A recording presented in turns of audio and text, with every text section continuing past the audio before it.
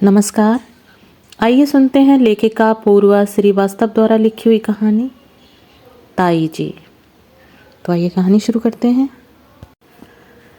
मैं अस्पताल की विशाल सफ़ेद इमारत के सामने पसरे लॉन पर बिछी हरी घास के मखमली नरम गलीचे पर ठहसी गई।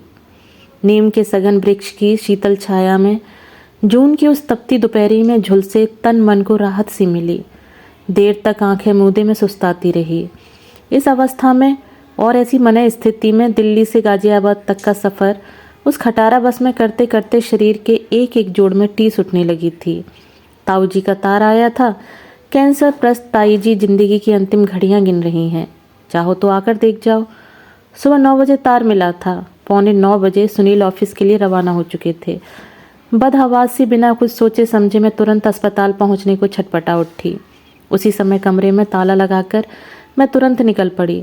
9:30 वाली बस पकड़कर हर हाल में 11 बजे तक गाजियाबाद पहुंच ही जाऊंगी। यही सोचकर मैं तेज तेज कदम बढ़ाती बस स्टॉप पहुंची। किसी तरह धक्का मुक्की करके बस में एक पाँव भर रख सकने लायक जगह बना सकी। धक्के खा खा कर चलती बस से एक एक हड्डी कड़कने लगी थी। पास की सीट पर एक मोटी सी हरियाणवी औरत नाक बहाते 4-5 साल के बच्चे के साथ पूरी सीट पर पसरी ऊँघ रही थी। मैली कीचड़ धोती जंपर से दुर्गंध आ रही थी। मेरा मन बेतृष्णा से भर गया। अचानक बस के एक जोरदार झटके से उसकी आंख खुल गई। एक बार उसने अपनी उन्नीदी आंखों से मुझे ऊपर से नीचे तक घूर कर देखा। फिर खिसक कर जगह बनाती हुई बोली, बैठ जाओ बहन जी। मैं बेबस सी उतनी सी जगह पर किसी तरह से टिक गई। वह कुछ देर तक बस में भरी भीड़ को कोसती रही। फिर अचानक पूछ बैठी, आप कहाँ जाओगी बहन जी? गाजियाबाद। मैंने संक्षिप्त सा उत्तर दिया। अच्छा, कोई रिश्तेदारी में जाती देखो हो? मैं फिर अपने ख्यालों में खो गई। अम्मा की मौत के बाद ताई जी ने ही मुझे पाला पोसा था। अम्मा और ताई जो बचपन की पक्की सहेलियां व चचेरी बहनें थीं, ब्याह कर एक ही घर में आने के कारण वह स्नेह और भी प्रगाढ़ हो गया। ससुराल में भी वे देवरानी जेठानी बनकर नहीं बल्कि सहेलियों की तरह रहती थीं। मेरे जन्म से 5 महीने पहले ही ताई जी ने राजेंद्र भैया को जन्म दिया था। पूरा घर खुश था, लेकिन ताई जी लड़की चाहती थीं। अपने घर में वे 5 भाइयों की इकलौती बहन थीं। उन्हें उदास देखकर अम्मा ने कहा था, तुम उदास मत हो जीजी, मेरी बच्ची होगी तो मैं उसे तुम्हें सौंप दूंगी। अम्मा ने शायद होनी को भांप लिया था।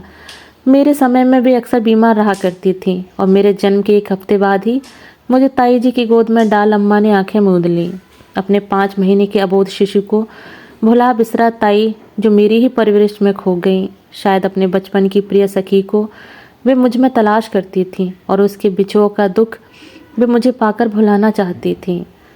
बाबूजी ने तो मुझे कभी छुआ तक नहीं। हाँ, ताऊ जी जरूर कभी कभार मुझे दुलरा देते और भूले भटके एक आध फ्रॉक भी ले ही आते थे।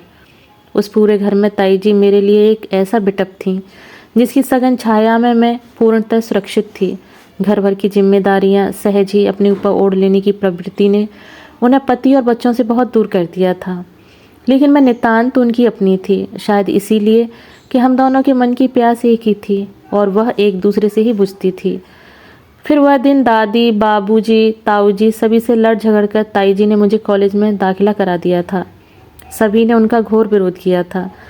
दादी ने तो यहाँ तक कह दिया था, देखना एक दिन यह लड़की सारे घर की नाक कटवाएगी। लेकिन ताई जी का वह दृढ़ विश्वास मैं खुद भी नहीं समझ पा रही। कहाँ क्या कमी रह गई थी ताई जी के दृढ़ विश्वास में। बस मैं यही जानती थी कि मेरी तृष्णा का अंत सुनील को पाने पर ही होगा, और यह भी कि यह संबंध घर वालों को फूटी आंख न सुहाएगा। जाति पात के मामले में ताई जी बहुत कट्टर थीं। वे इस मोर्चे पर जरूर हार जाएंगी और मैंने चुपचाप सुनील से कोर्ट मैरिज कर ली। शाम को सुनील के बहुत जोर देने पर मैं घर को जाने को तैयार हुई थी, लेकिन देहरी पर पांव रखते ही ताऊ जी की गरजती आवाज़ और ताई जी की अश्रुपूरित लाल सूजी हुई आंखों ने हमें जहाँ का तहाँ जड़ दिया। जाने क्या क्या कहते रहे सब लोग। मैं और सुनील सिर झुकाए सुनते रहे, लेकिन ताई जी कुछ न बोली। मैं उनके पांव छूने झुकी तो वह एकदम फूट पड़ी। हमसे क्या गलती हो गई जूही, जो तुमने ज़िंदगी का इतना बड़ा फैसला किया और हमसे पूछा भी नहीं। वे तेज़ी से भीतर पलट गई और भड़ाक से दरवाज़ा बंद कर दिया। फिर हम वहाँ न रुक सके। सुनील ने दिल्ली में काम ढूंढ लिया और अपने एक दोस्त के यहाँ एक कमरा किराए पर लेकर रहने लगे। बहुत दिनों तक ताई जी की उलाहना देती लाल लाल आंखें मेरे मन में टीस जगाती रहीं। मैंने चोरी छिपे 2 पत्र भी लिखे, लेकिन कोई जवाब नहीं आया। हफ्तों बेसब्री से इंतजार करने के बाद मैं फूट फूट कर रो पड़ी थी। क्या सचमुच मेरा अपराध इतना बड़ा था कि ताई जी भी मुझे क्षमा न कर सकें? सुनील के प्यार के सहारे धीरे धीरे मैं भी सब कुछ भुलाकर अपनी गृहस्थी में रम गई। प्रेम का प्रथम पुष्प मेरी कोख में कुलबुलाने लगा था। मैं आने वाले नन्हे मेहमान के सपनों में खोई सब कुछ भूल चुकी थी कि अचानक यह तार बस एक धक्का खाकर रुक गई। मैं चौंक कर जाग सी पड़ी और बस से उतरकर पैदल ही अस्पताल की तरफ चल पड़ी। पता चला मिलने का समय 12 बजे से है। उफ, अभी तो पूरा 1 घंटा पड़ा है।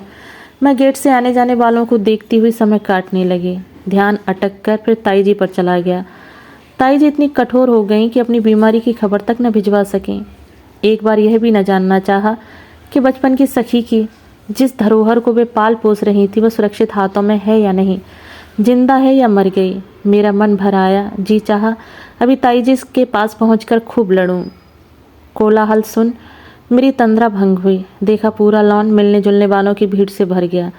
मैं धुंधलाई आंखें पहुंचने के लिए दूसरी तरफ घूम गई, जहाँ पीले सुनहरे फूलों में लदा अमलतास का एक वृक्ष कुछ झुका ठिठका सा खड़ा था, मानो लोगों की कानाफूसियां सुनने को प्रयत्न कर रहा हो। गेट खुल गया था। मिलने वालों का तांता लगा हुआ था। मैं बेड नंबर आदि पूछती तेज तेज कदमों से कमरे तक पहुंची। देखा ताई जी बेड पर पड़ी चुपचाप छत को ताक रही थी। मैं उनके पलंग के पास जाकर खड़ी हो गई। ताई जी की हालत देखकर जी भर आया। गुलाब के फूल सा खिला रहने वाला चेहरा मुरझाकर काला पड़ गया था। गोरे गोरे चिकने हाथों की जगह 2 सूखे ठूंठ रह गए थे। 2 साल के भीतर इतना बदलाव। मुझे देखते ही ताई जी के होठों पर मुस्कुराहट दौड़ गई। जूही, तू आ गई मुनिया। रोकते रोकते भी आंखें बरस पड़ी। ताई जी के सीने से लगकर मैं देर तक रोती रही। मेरे बालों पर हाथ फेरती ताई जी निःशब्द आंसू बहाती रहीं। मन का आवेग कम होने पर मैं रुंधे गले से बोली, तुम्हारी ये हालत हो गई, मुझे खबर तक नहीं दी। क्या मैं इतनी बेगानी हो गई थी? लड़कियां तो होती ही हैं बेगानी। फिर तुम तो पहले ही बेगानी हो गई थी। तुमने एक बार भी न सोचा मुन्नी कि उन लोगों के बीच हम हमेशा तुम्हारे लिए ही लड़ते थे, तो किसी विश्वास पर ही ना। पर तुमने तो हमारा यह विश्वास ही तोड़ दिया। हमें तो मुंह दिखाने के काबिल न छोड़ा। जिस जूही को हमने अपने बच्चों से बढ़कर माना, पाला पोसा, उसी ने हम पर जरा विश्वास न किया। जानती हो तुम्हारे जाने के बाद हम पर क्या बीती? ताई फफकती सिसकती कहे जा रही थी। वही बाबूजी जो यह भी नहीं जानते कि उनकी बेटी की शक्ल कैसी है। कहते हैं अपनी बेटी होती तो देखता, कैसे ऐसा कदम उठाने देती। ताई का कंठ रुंध गया।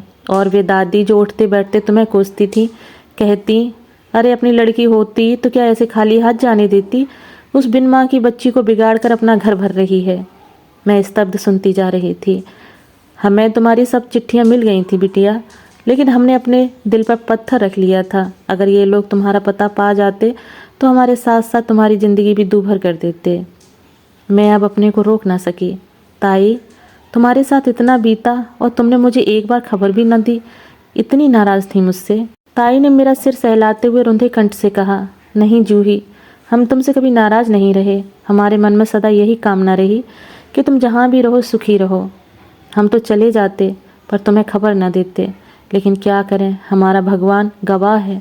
हमने सदा तुम्हें अपनी बेटी ही माना है। तुमसे मिले बिना प्राण आसानी से न छूटते, इसीलिए तुम्हारे ताऊ जी को हमने अपनी कसम देकर तार करवाया। मैं फूट फूट कर रो पड़ी। ताई ने मेरी पीठ सहलाते हुए कहा, ना रो मत मुन्नी, तुम्हारी तबीयत खराब हो जाएगी। बिटिया क्या करें, बच्चे को पालते समय माँ पिता क्या क्या सोचते हैं यह तुम नहीं समझ पाओगी। बस एक बात हम तुमसे ज़रूर कहेंगे, तुम्हें पालने में हमसे जो कमी रह गई हो वह तुम मत रहने देना, वरना बहुत दुख होगा। बिटिया बहुत दुख होता है। सीने में चुभते शूल की पीड़ा को दबाती मैं भाग खड़ी हुई। दोस्तों अभी आप सुन रहे थे पूर्वा श्रीवास्तव द्वारा लिखी हुई कहानी ताई जी। कहानी सुनने के लिए धन्यवाद।